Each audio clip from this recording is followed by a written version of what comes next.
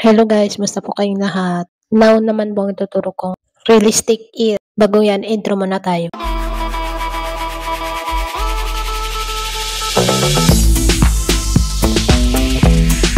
Ngayon naman po ang ituturo ko ngayon ay realistic ear. Ito yung mga materialis po niya. Unahin na natin ito, HB.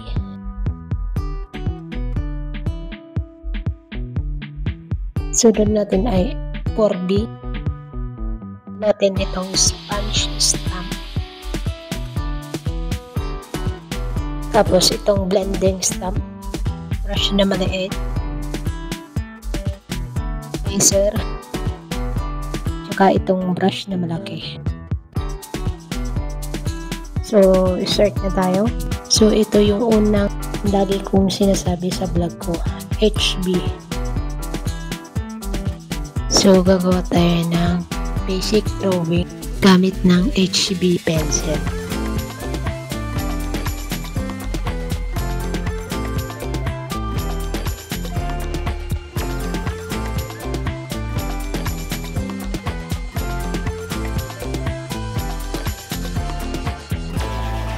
Makikita niyo po sa ating drawing.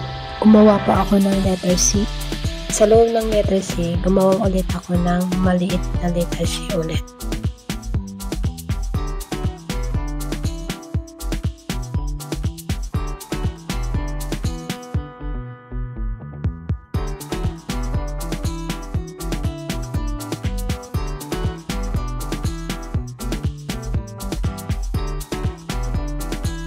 So, tapos na po ang basic.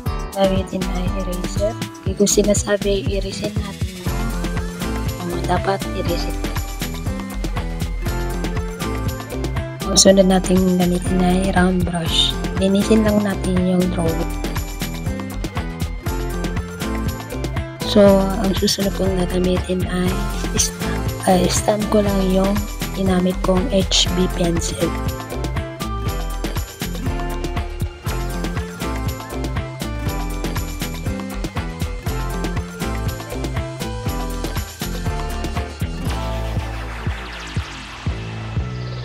So, ang susunod kong gagamitin, brush na maliit. Kalat ko lang yung HB na ginamit ko.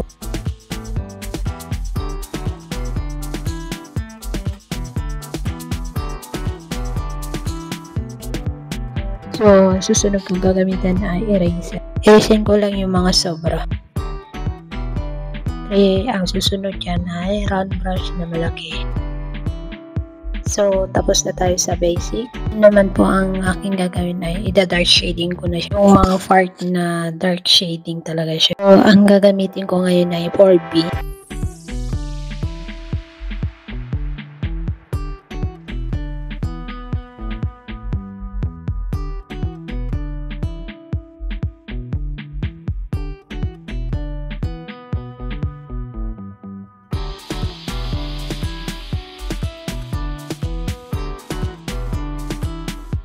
So, ngayon gagamitin ko ngayon ay sponge stamp. Next na gagamitin ko ay stamp.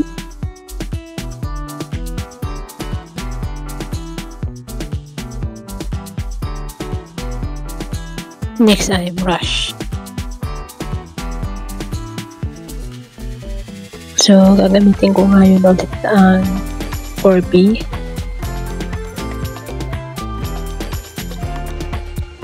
Ko na yung mga part na mayroong dark shading.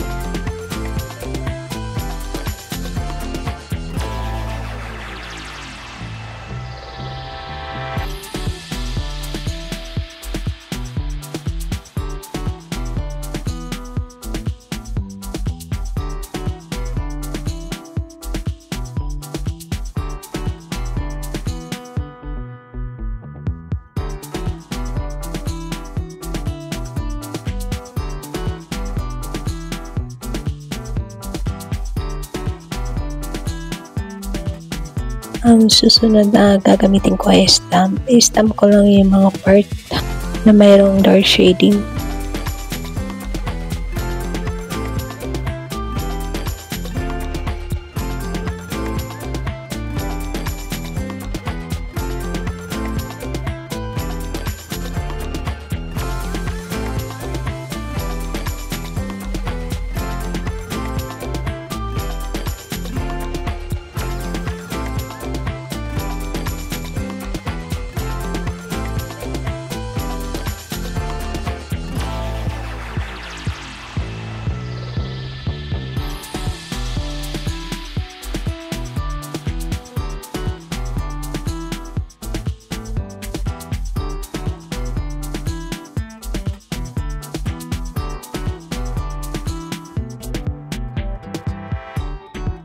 Next na gagamitin ko ay brush na maliit. Ikakalat ka lang yung 4B na pencil.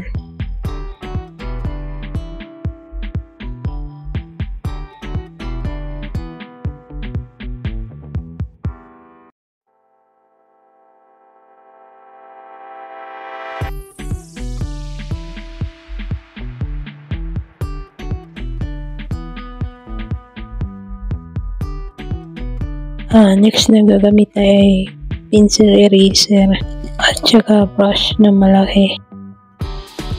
Ang next kong gagamit ay 12B.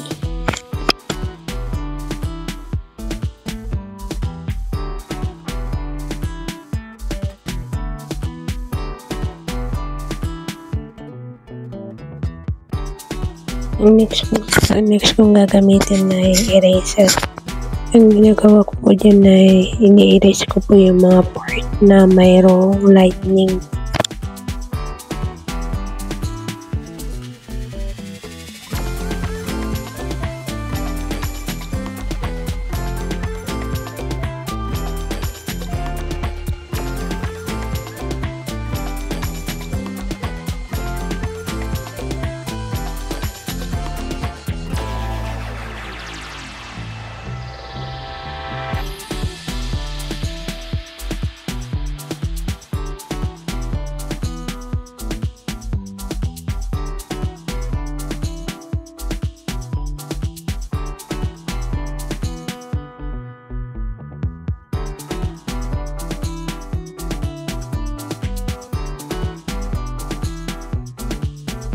So, yan na po. Tapos na po ang aking ginawa. Sana may natutunan po kayo sa aking tutorial. Sundan nyo lang po yung mga step by step para po kayo ay makagawa ng realistic image. So, hanggang dito na lang po tayo. Maraming po salamat. At don't forget to subscribe, like, share, at comment na din po. Bye po!